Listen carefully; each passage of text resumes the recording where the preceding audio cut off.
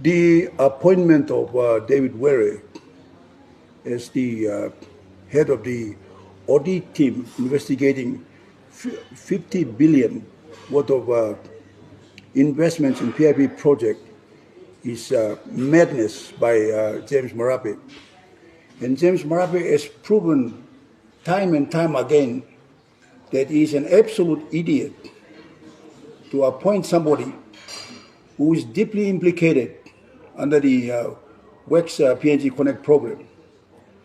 Under David Wereh's management, he has approved more than 1 billion kina to Ipwen's Construction Limited, a company owned by Moses Palipe, who's a cousin of James Marape, and they are both shareholders, then directors and partners in Cooper Limited.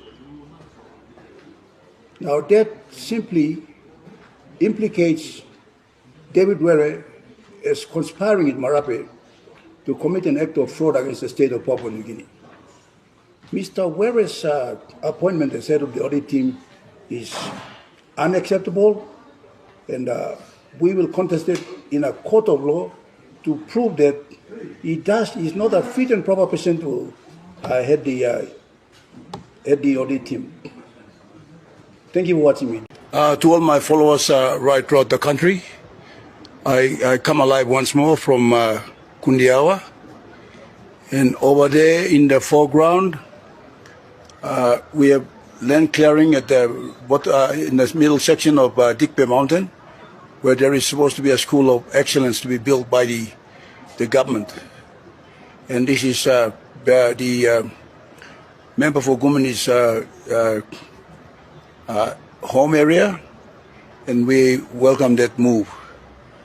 I'm now standing here in Kundiawa town, and I am voicing my concern on the conduct of the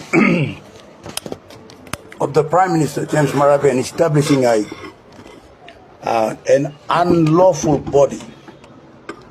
As my heading says, I am now calling on the police to arrest the Honorable James Marape, former Secretary of WEX, David Wereh, and all those who conspired and colluded to defraud the state through the Connect PNG program. The new authority, the unlawful authority created by Marape in a dramatic twist to claim responsibility for the misappropriation of public finances, is a big joke. And it can come from a megalomaniac who thinks that all of us are as stupid as himself. Since James Marape became the Minister of Finance in 2012 under the O'Neill regime, rampant corruption and fraud of public finances has become the order of the day. And since 2012 to 2019, and from 2019 when he took over as Prime Minister to 2025, there has been zero accountability of all public finances. And last week I went on live telling the people of Papua New Guinea that Marape and David Wereh and his family, including a character called Moses Palipe, who's the managing director of Ipwen's Limited, have conspired and colluded to steal from the state of Papua New Guinea in billions.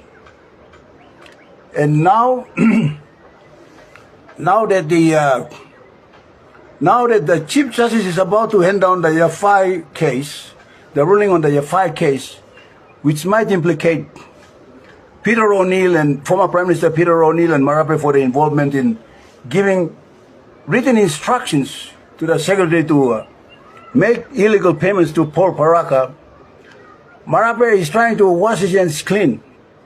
But that only shows how stupid he is.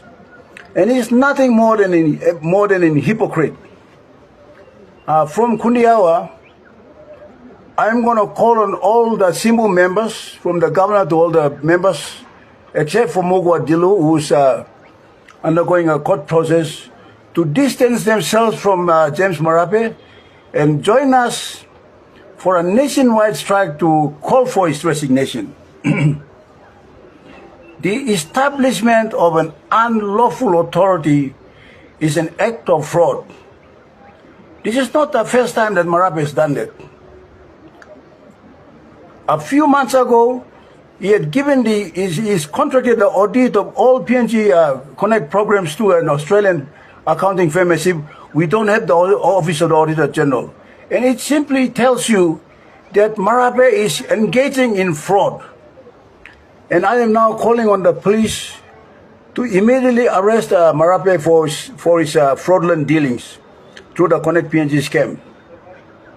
I have written a letter of complaint against Marape, which I filed with the police commissioner, the Assistant Commissioner of Crimes in Kundiawa, and I am still waiting for the police to act on that. Because he had bribed members of parliament to sustain himself as Prime Minister on the floor of Parliament in the motion of no confidence held against him in 2024. Now, I am calling on all you Chimbu leaders to listen very carefully. Before the white missionaries came here, we had our houseman system. And our houseman system was very strict. Disallowed us from committing murder or crimes, stealing, raping, and any of those sinful things. It was not the white man's Bible that came here and influenced us, no. We influenced the white man to be a better person than he was, using the Bible as a facade to come and exploit us.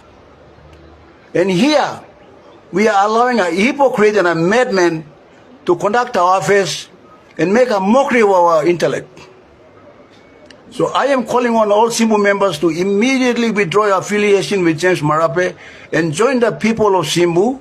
I am here to call on the governor to endorse a public rally where we will all join forces with our neighboring provinces to demand that James Marape resign immediately for fraud and embezzlement of public taxpayers' money. As my heading says, I am recommending strongly to the police to arrest James Marape, David Wereh, and all those who are connected to the PNG Connect scam, which they used to defraud the state into the billions of kina. I don't know if that makes sense to the rest of Papua New Guinea. I don't care. Because if they want to entertain themselves and participate in fraud, that is your business. But for Chimbus, I want us to hold up our houseman principles. I'm calling on all members who are affiliated to James Marape in any way, including public servants, to distance yourself from this hypocrite and a megalomaniac who is leading this country into crisis. Thank you for watching me today. John Ndemongo Kua, President of the People's Anti-Corruption Movement. If Marape thinks that he can get out with the law, as soon as I get into Port Moresby, we will file an application in court to question the legitimacy of this new authority which has been created to sabotage the rule of law. We have the Public Finances Management Act, and there is no need for this mega